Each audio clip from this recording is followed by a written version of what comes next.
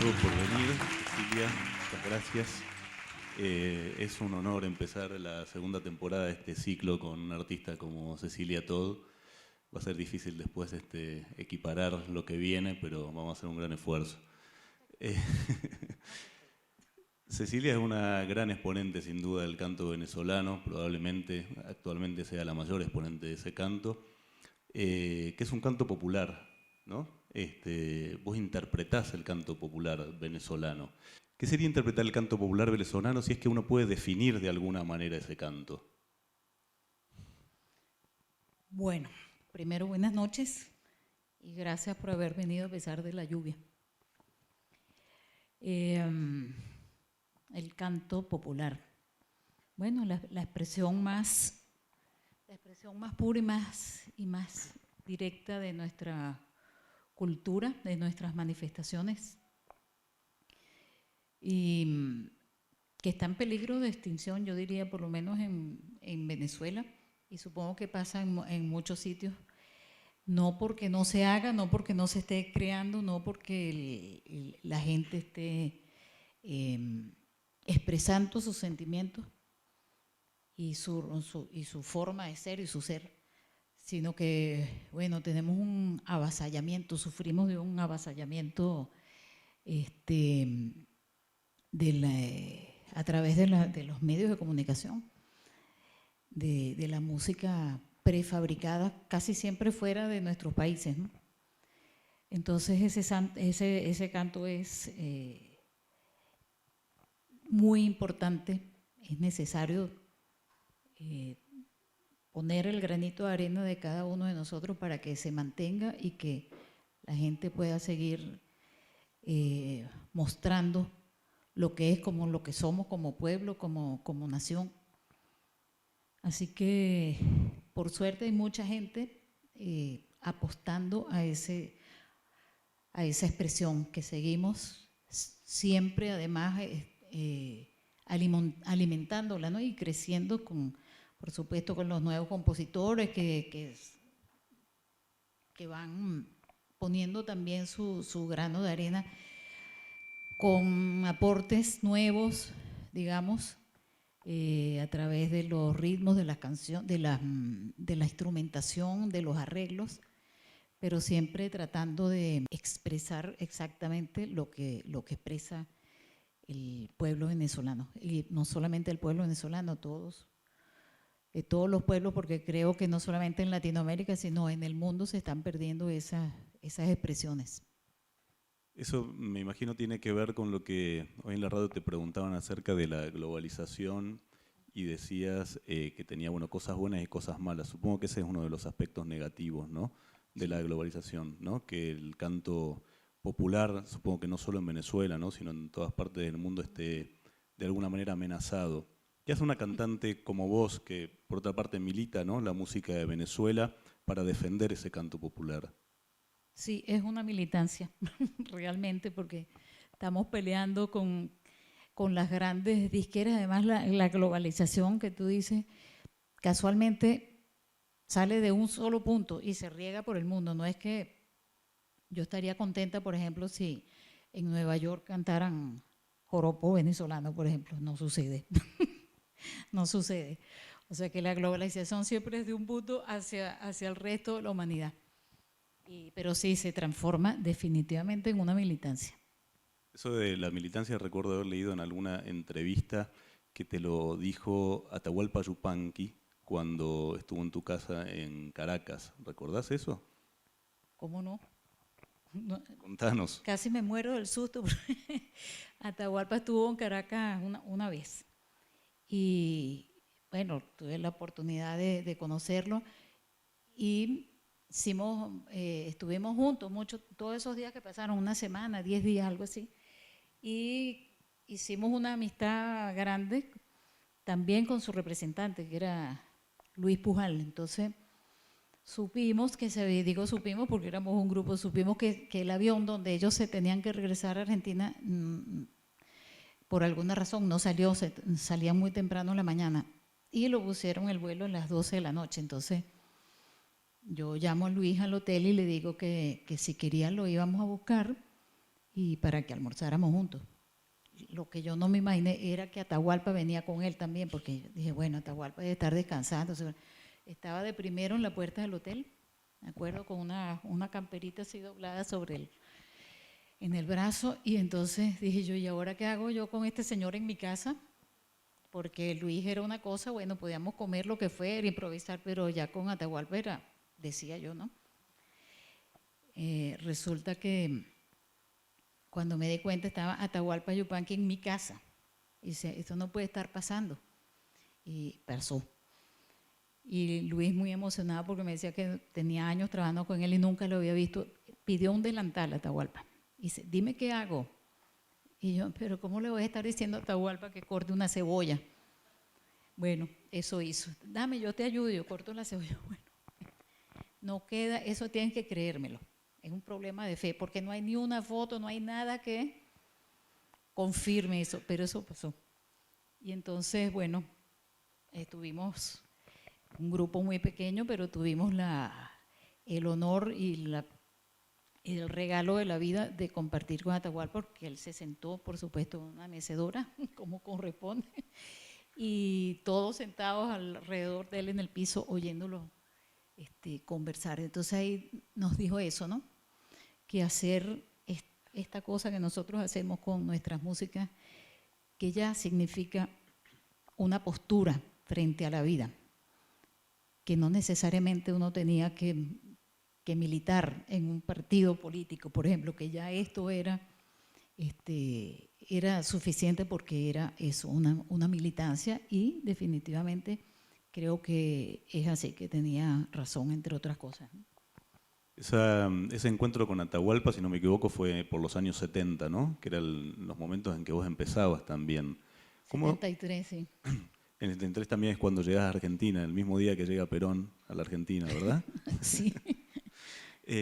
¿Cómo te marcó el vínculo con gente como Atahualpa, como Mercedes Sosa, para definir, ¿no?, tu carrera, que es una carrera que está marcada exclusivamente por el canto de la música popular venezolana, ¿no?, como otros artistas que amplían su repertorio a otros géneros, ¿no?, o a otras latitudes?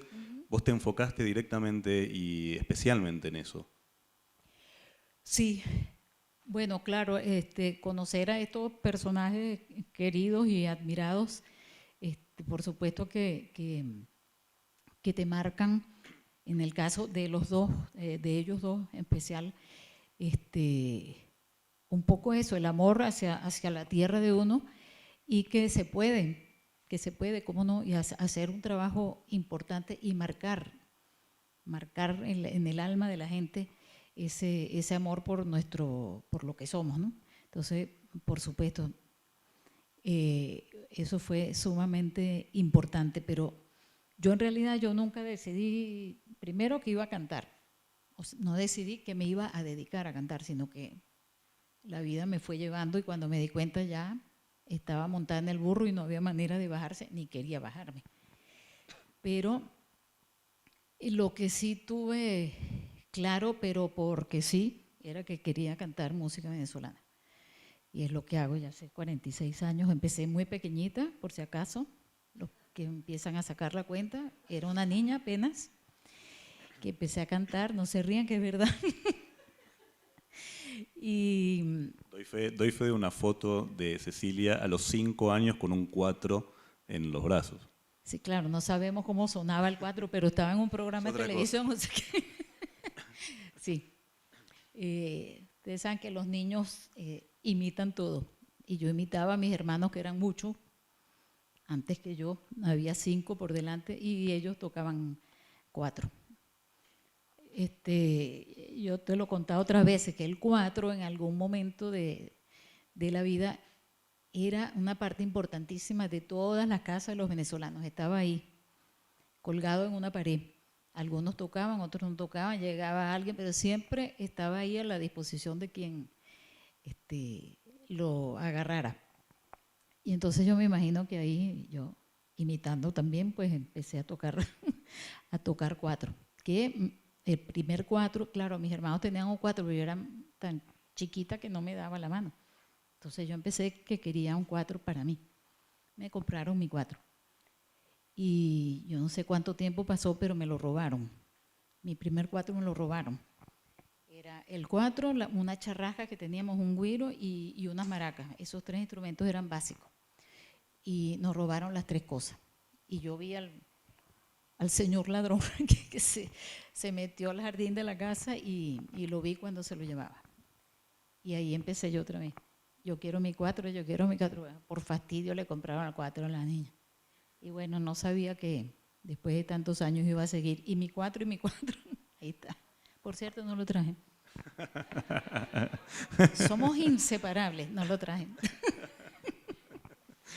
No se puede prácticamente entender la música venezolana sin el cuatro, ¿no? Son como Cecilia sin el cuatro, no, es difícil de concebir, la música venezolana sin el cuatro tampoco.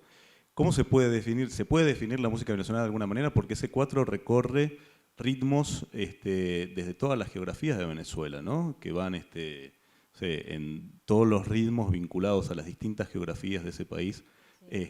También están vinculados con el cuatro. ¿Se puede definir de alguna manera igual esa música? Bueno, el cuatro es básico, como tú dices, en todos los géneros, menos en una zona muy pequeña, que también se toca cuatro, pero hay un tipo de música donde está la presencia africana más, donde se siente más, que se tocan solamente con percusión, con diferentes tipos de tambores, que es una cosa maravillosa. Casi todo es en la costa, en algunos sitios, muy pocos, se metió tierra adentro, pero nosotros tenemos todo el norte de Venezuela es costa. Y ahí se estableció toda la gente que vino de África, ¿no? Pero se metieron también un poquito más allá. Ese tipo de música sobre todo se celebra el 24 de junio, que es el día de San Juan, que es una fiesta muy importante. Es solsticio de verano para nosotros y es una fiesta impresionante. Empieza desde la noche anterior, es muy bonito. Eso es una experiencia realmente que vale la pena vivirla. Entonces, solamente en ese tipo de música para el 24 de junio en particular, después se puede hacer también, pero la fiesta principal es el 24 de junio. De resto, el 4 acompaña toda la geografía musical venezolana, toda, desde oriente, centro, occidente, hacia los llanos en los Andes venezolanos, hacia abajo, hacia la frontera con Brasil, siempre está el 4 presente. O sea que yo diría que el 4 es la estructura musical de la música venezolana, por decirlo de alguna manera. ¿Qué pasa con todos esos ritmos tan variados que tiene Venezuela, ¿no? Que vos también cantás, digamos, todos esos ritmos, ¿no? ¿Cómo hay un vínculo como muy natural con la geografía, ¿no? De cada lugar entre esos ritmos? Tienen bastante que ver con el lugar de donde nacen y además tienen esa influencia, como tienen en todas partes, ¿no? del mundo, influencias varias de distintos lados, de África, de España, de un montón de lugares. ¿Cómo te llevas vos con toda esa variedad de ritmos? Me llevo muy bien, gracias. Sí, definitivamente la geografía define el carácter y la personalidad de la gente. Eso es así. La gente, por ejemplo, de los Andes, la música de los Andes es mucho más tranquila. Se acompaña con cuatro, con violín. En cambio, que el resto se acompaña con cuatro. Otros instrumentos como mandolina, bandola, que bandola es un instrumento nuestro que tiene varias formas diferentes, depende de la geografía. Y por supuesto hay ritmos, géneros que me gustan más. El único género que no he cantado es el calipso, el delta del Orinoco da hacia Trinidad, la isla de Trinidad, que cantan calipso. Tienen steel bands, todo eso, que no sé si lo conoces, steel bands, que son unos, ¿no? ¿Cómo es? Steel bands, no sé. No, bueno. ¿Alguno sabe? No. Sí. Busquen por ahí porque ahora lo puedes buscar. Googleen. Sí. Entonces, eso fue un fenómeno impresionante porque por ahí, por el delta del Orinoco, está muy cercano a Trinidad, como les decía. Entonces entraron por el delta y se asentaron en el estado Bolívar, donde hay mucha riqueza natural. Hay mucho oro, que por cierto, esa es una de las razones por la cual estamos en este momento un poco asediados en Venezuela. Entonces se asentaron ahí, por supuesto, trajeron su música y cantan en inglés, en patuá, una mezcla ahí de lenguas. No canto calipso. Eso es lo único que no canto. Hay géneros que, por ejemplo, el de los tambores, de toda esa zona, que también tengo una manera muy particular de cantar y que, claro, encima al no tener cuatro no lo puedo cantar, porque ¿cómo hago? Sin cuatro tienen que estar, no sé, 8 tambores diferentes. Pero de resto, todos los ritmos están ahí presentes en nuestro repertorio. ¿Y cuánto nos dice la música de un lugar, sobre todo donde hay tanta variedad como en Venezuela y en América Latina, ¿no? En general también, de la identidad de un lugar? ¿Cuánto te dice a vos la música de un lugar, de ese lugar? Muchísimo, muchísimo. Yo creo que la música, lo hemos dicho varias veces, la música es una de las formas o la forma más directa de conocer a una cultura. Y seguro, es así. La conoce, bueno, como decíamos antes, la geografía también define muchísimo, ¿no? Pero por ahí te das cuenta que el Caribe tiene mucho más ritmo, digamos, más movimiento. Bueno, por el sol, digo yo, ¿no? Porque la mezcla la tenemos en todos lados, pero claro, también en el Caribe hubo mayor mezcla de África, que venía de África, como Brasil y en algunas zonas de Uruguay también, ¿no?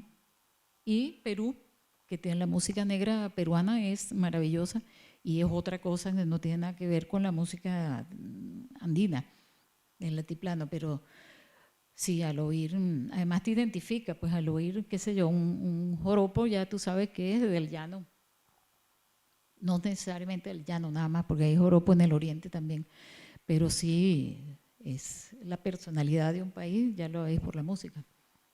Uno puede pensar también que hay un sonido, ¿no? De cada lugar. Uno puede identificar un sonido de la música venezolana, puede identificar sonidos, ¿no? De la música argentina, de la música peruana. ¿Hay también un sonido latinoamericano, algo que de algún modo ponga en común todos esos sonidos? Sí, seguro. Tenemos la misma raíz. Venimos cuando nosotros hablamos de las mezclas que tenemos en Latinoamérica, pensamos en la música, en lo que nos vino de España, lo que nos vino de África y de la música de cada sitio, ¿no? Pero no es de España, es de los árabes. Llegaron la música árabe, o sea, llegó la música, sí, exactamente, la música árabe llegó a través de los españoles a América. Pero tenemos esa raíz que viene, por ejemplo, la samba de ustedes, la marinera peruana, la cueca chilena, el joropo venezolano, todo eso viene de los árabes, con diferentes manifestaciones, pero esa es la raíz de todo, una raíz común. ¿Y dónde podés identificar? Esas son las raíces también de la conquista, ¿no? Que se pueden ver en nuestra música, pero también están las raíces indígenas, ¿no? Las raíces de la tierra. Sí, nosotros tenemos muy poca porque nuestros indígenas no tenían tanta variedad, eran muy poca la variedad de instrumentos, entonces no está tan presente, pero obviamente sí, bueno, las maracas están, entonces, no sé si aquí seguramente sí, pero en nuestros indígenas todos tocan, todos tienen maracas, no las tocan como se toca el joropo, por ejemplo, para acompañar el joropo, pero sí, pero no teníamos una riqueza musical muy fuerte. Vos decías que para elegir tu repertorio se tenían que dar como dos condiciones básicas. Una que te guste, parece bastante razonable. Qué raro, soy rara, te dije. Y otra que te identifique. Sí. ¿no? ¿Con qué cosas te identificás de la música que vos elegís? Me identifico con mi cultura, con lo que soy. Pues para mí no hay nada más emocionante que ver. Viajo mucho dentro de Venezuela también, porque me gusta ver las manifestaciones y cómo se expresa la gente ahí. Y es una cosa, para mí es conmovedor eso. Y, y me gusta mucho ser parte de eso también, que no es que me lo propuse porque soy venezolana, nací ahí y encima soy cantante, o sea que, este, pero a mí me emociona muchísimo. Eso que tú decías de que la música, por supuesto, me tiene que gustar, si no, porque no hacemos música comercial. Cuando haces música comercial, o sea que me refiero que estás en una disquera que ellos lo llaman producto, a nosotros nos llaman productos en la disquera. Te digo, producto es un jabón, es un alimento, pero tú no le puedes decir a alguien que está creando que es un producto, no, porque este producto no se ha movido. Nosotros somos un producto, a las grandes disqueras no les interesa este producto, porque, bueno, aunque si quieren pueden venderlo, pero no les interesa por otras razones. Eso, la globalización, todo eso. Pues entonces nosotros elegimos lo que queremos cantar porque nos gusta, porque nos sentimos identificados, porque nos dice algo. La música nos emociona porque nos dice algo, la letra por supuesto también. Algunas veces siempre te llegan gente con una propuesta, mira, compuse esta canción, siempre aparece alguien, siempre. Pero de repente la letra es muy bonita y la música no es tanto, o al revés. Entonces, bueno, lamentablemente, pero por lo menos a mí me pasa que me tienen que conmover las dos cosas. Hoy decías algo al respecto de eso, o lo decía otro, pero estabas presente. Me parece, respecto de cómo se compone hoy en día, ¿no? Pues la mayor parte de las canciones que vos cantás también son canciones que ya tienen una historia, ¿verdad? O no sé si hay un repertorio nuevo con el cual te identifiques. Sí, sí, que te decía antes que hay gente nueva, nuevos valores, nuevos compositores que, claro, adaptan la letra para lo que estamos viviendo en este momento. La música venezolana, mucha de ella es muy descriptiva, digamos, por ejemplo, Simón Díaz, que es uno de los grandes compositores, que seguramente ustedes lo han oído algunas veces con versiones muy buenas y otras no tan buenas, como Caballo Viejo. ¿Cómo es? ¿Cuál es?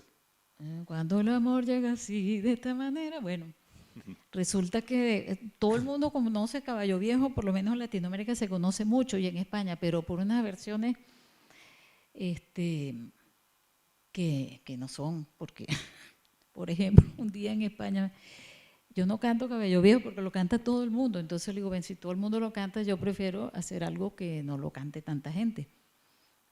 Y tanto insistió un señor que le dije, bueno, ni siquiera me lo sé completa. Y canté lo que sabía. Y el señor me dice, no, pero así no es.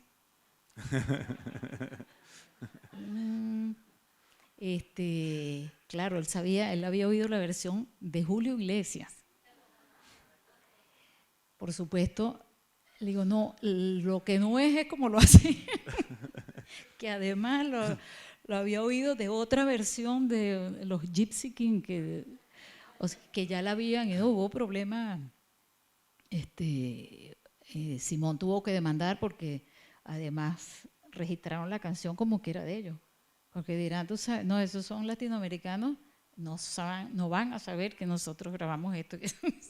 Pues sí supimos. Entonces, claro, el señor había oído, el señor conocía la versión de Julio Iglesias que ya venía tergiversada de los Gypsy King, ¿no? O sea que era, como diría uno de mis hermanos, eso es como hacer una imitación del plástico.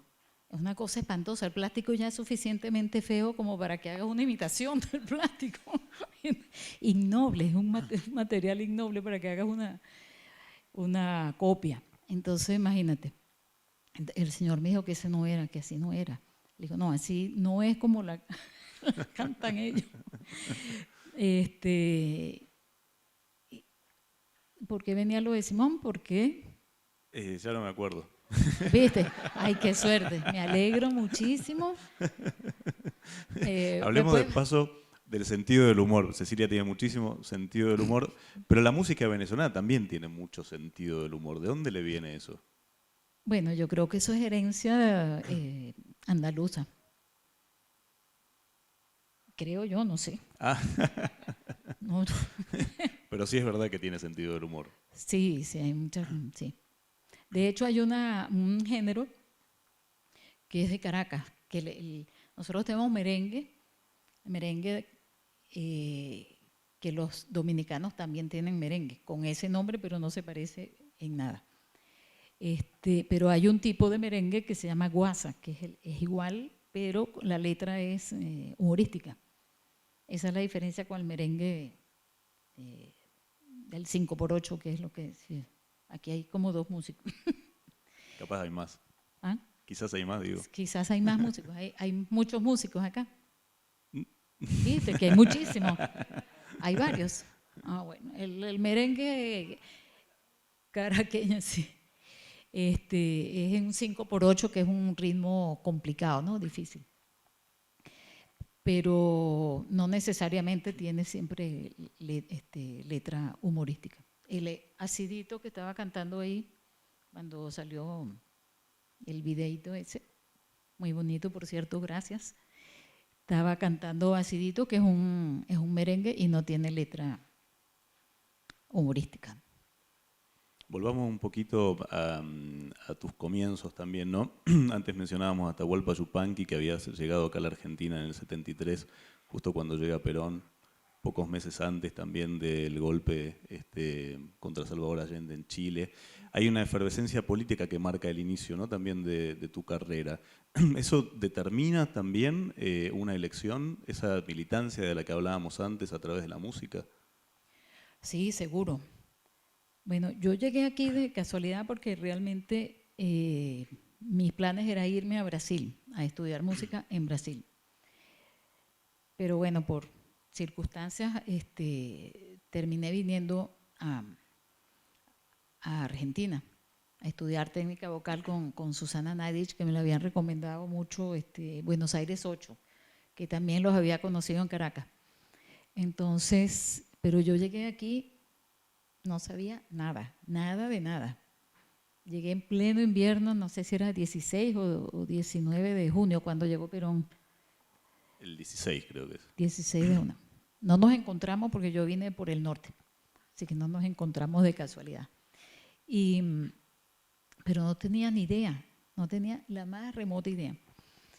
Y nada, ni geográficamente, ni el frío que me esperaba. Vine con una inconsciencia y una ignorancia total.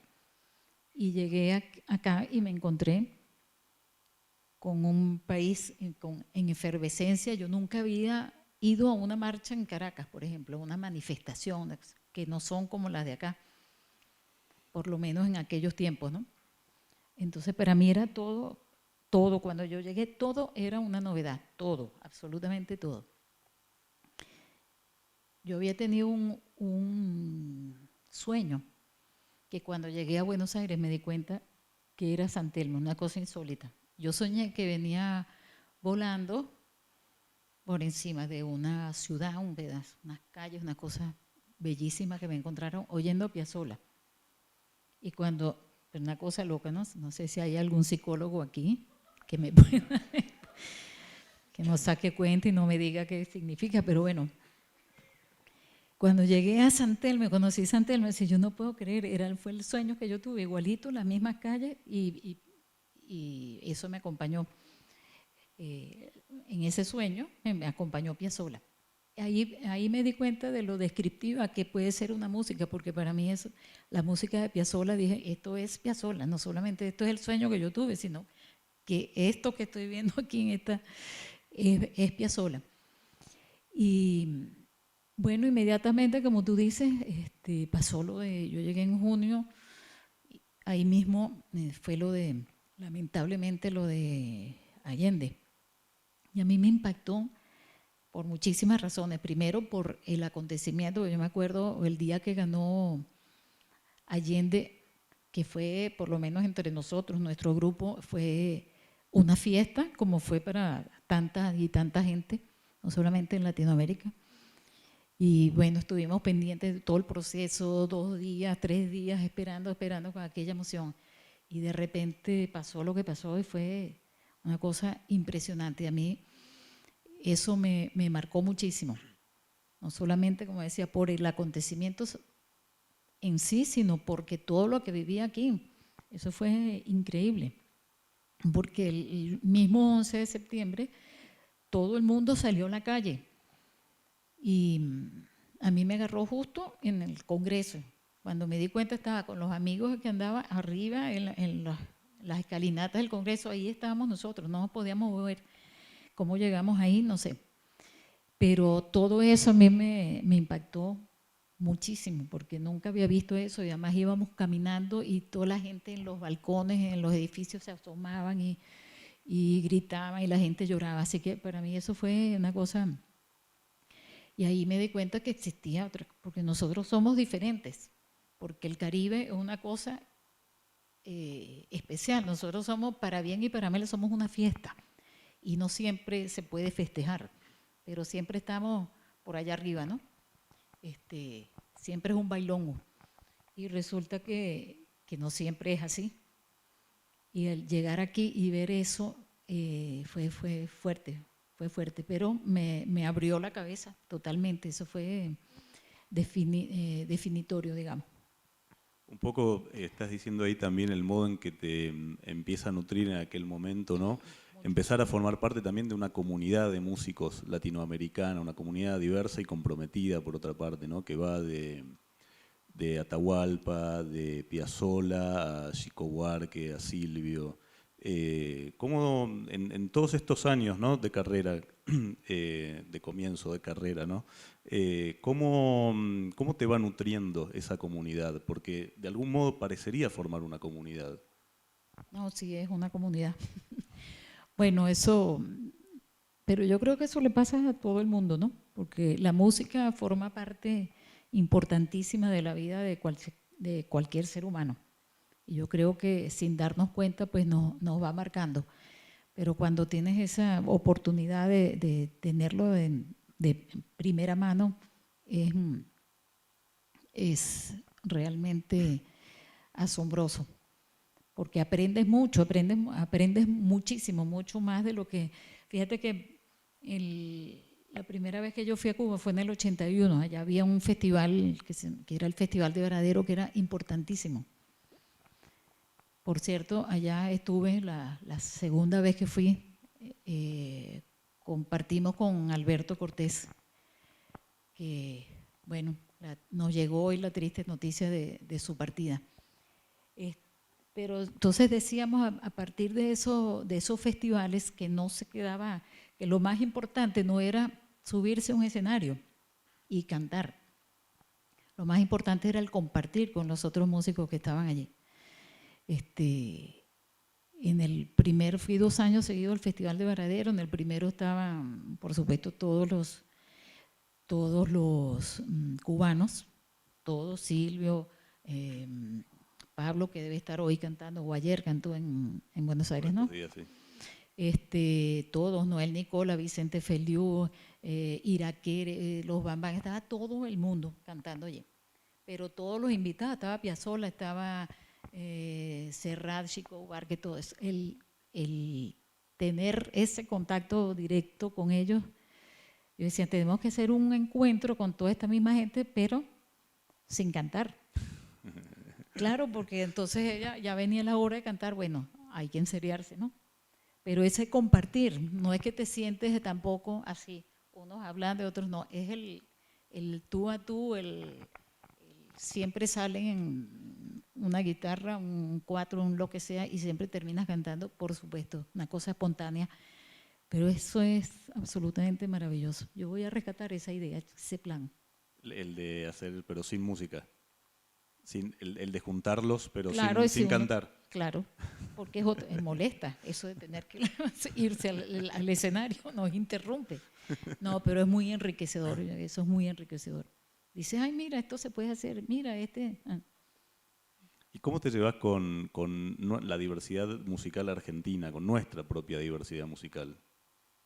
Bueno, a mí me llegó la música argentina a través, fue una cosa rarísima. Nos llegó a través del papá de una amiga mía.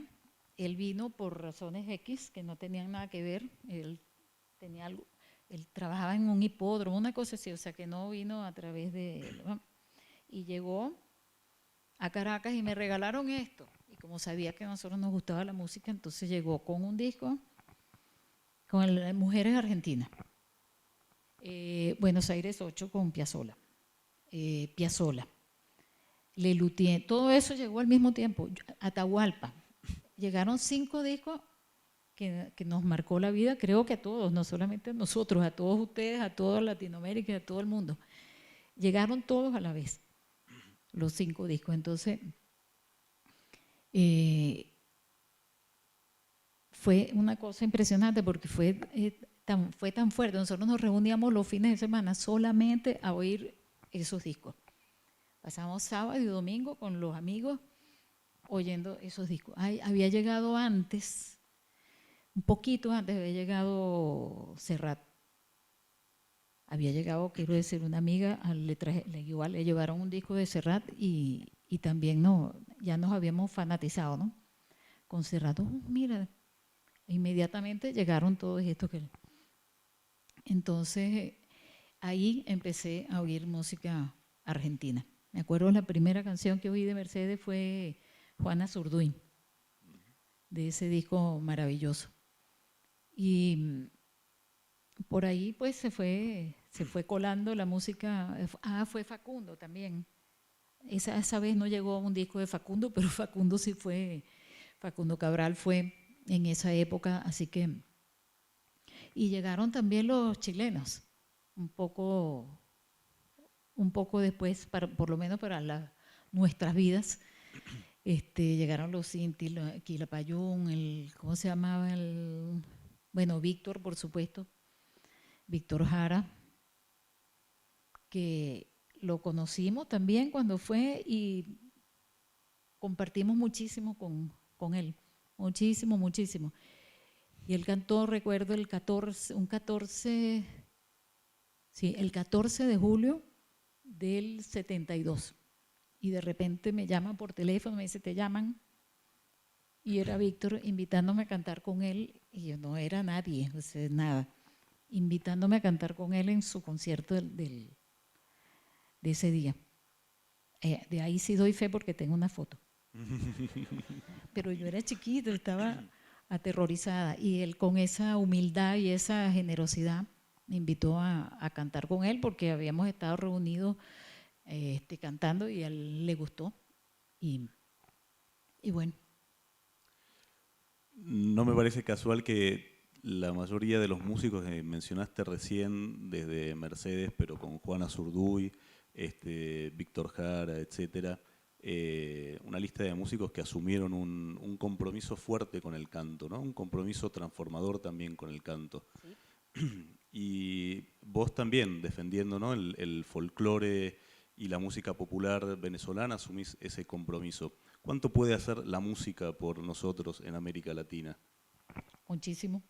Ay, no terminé de contarte, perdón, lo de que me dice que, porque hablabas de la variedad de música que hay aquí, que también incluye el rock, por supuesto, que no conozco un fenómeno igual en lo que yo conozco en Europa, y aquí no conozco un fenómeno como el que pasa aquí en Argentina con el rock. Es muy importante. Lo conozco poco, no es un sonido con el cual me identifico. Tengo un problema con el rock, que es que no me gusta la batería y no me gusta la guitarra eléctrica, el sonido. Entonces, ¿cómo hago? No existe el rock sin esos dos instrumentos. Pero no es por nada, sino que no me gusta ese sonido. Entonces no me he metido mucho con el rock, aunque hay canciones absolutamente maravillosas y propuestas muy buenas, pero no lo tengo tan presente como el resto. Entonces ahora veníamos con... Con esos músicos comprometidos que mencionaste, de los que formas parte también. Sí, bueno, pero lo que decía Atahualpa ya es una actitud frente a la vida, una sensibilidad, digamos, pues, y que eso te lleva a otros niveles, ¿no? Que sé yo, está, ¿cómo te digo? No es que sea uno mejor ni peor, ni que tengas más sensibilidad, no, pero definitivamente hay un algo que nos une primero, como decía antes, el amor a lo que somos, a nuestras raíces, a nuestra cultura, y eso significa algo. Y lo que te estaba preguntando antes es, ¿cuánto tiene de potencia transformadora en términos sociales la música? Eso. No, totalmente. Ahora estamos viviendo, por ejemplo, una situación que no es para mí la mejor, que son de estos ritmos que son prefabricados, diseñados. Empezó con el reggaetón famoso, que es una mezcla de no sé qué, y que yo estoy convencida de que eso no salió de la nada. Entonces, una música que se ha ido posesionando, una música, perdón, con los músicos y la música, una cosa que suena que ha ido posesionándose en muchos sitios. Y yo creo que eso en el mundo, porque hasta en Europa se está haciendo reggaetón. Y no es por casualidad, definitivamente, ¿no? Eso no es casualidad, porque la música tiene, como decía antes, los seres humanos estamos ligadísimos a la música. Entonces te puede transformar para bien y te puede transformar para mal. Pero la música acompaña, como decía alguien aquí, no me acuerdo quién fue, hace muchos años me decía, las canciones no tumban gobierno, pero acompañan y ayudan. Y seguro que sí, la canción sola no tumba gobierno, pero sí puede crear conciencia o puede no crear conciencia, seguro, pero es muy, muy, muy influyente la música, todo tipo de música. Si Cecilia tiene ganas para cerrar de hacer ese regalito que pidió ahí nuestra amiga, y nos vamos con eso. Y si querés decir, por supuesto, todo lo que quieras. Bueno, vamos a tomar algo. Bueno. Pero cómo no, además con ese pedido de una manera tan cariñosa, cómo decir que no. Mira, hay canciones que uno no sabe por qué, que se van convirtiendo como en un himno y que siempre están allí presentes y que me dicen, pero no te fastidias. Bueno, no, porque ya sabes que no hay manera, además si se me olvida o se me pasa con canciones nuevas, que siempre hay alguien que te la recuerde y que tienes que cantarla. Es una canción que yo conocí en una de estas reuniones familiares de amigos, entre amigos, y pregunté de dónde salió, porque en el mismo momento que lo oí me impresionó muchísimo. Y ahí fui en el interior, eso fue en el estado Sucre, allá en el oriente de Venezuela, fui a ver quién la cantaba, a conocerlo. Y resulta que él me contaba, él se llamaba el Indio Rivera, le decían el Indio Rivera, y él cantaba, primero me dijo, esa estrofa que tú cantas ahí, esa no, eso la inventó alguien, pero la canción original no es así. Entonces me contó que se la había oído, la había aprendido de su abuela. Cuando yo lo conocí en el año 76 y él ya era una persona de 80 años por ahí, o sea que sacando la cuenta es una canción de finales del siglo antepasado. Pajarillo verde, ¿cómo no quieres que llore? Pajarillo verde, ¿cómo no voy a llorar? Pajarillo verde, ¿cómo no quieres que llore? Pajarillo verde, ¿cómo no voy a llorar? Ay, ay, ay, ay, si una sola patria tengo, pajarillo verde y me la quieren quitar. Ay, ay, ay, ay, si una sola vida tengo, pajarillo verde y me la quieren quitar.